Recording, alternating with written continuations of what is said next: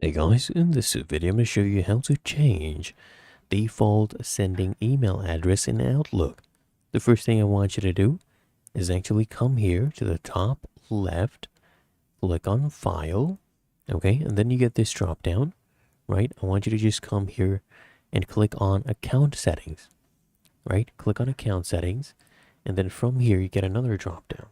What I want you to do is click on Account Settings again, and from here what I want you to do, you'll see different email addresses. If you have more than one logged in, you just go ahead and click on the email address that you want to set as a default, and then you'll be able to click here, set as default. I already have just one, but if you have another one, click on set as default, and then you just go ahead and close this, okay, and you're basically done. It will automatically save.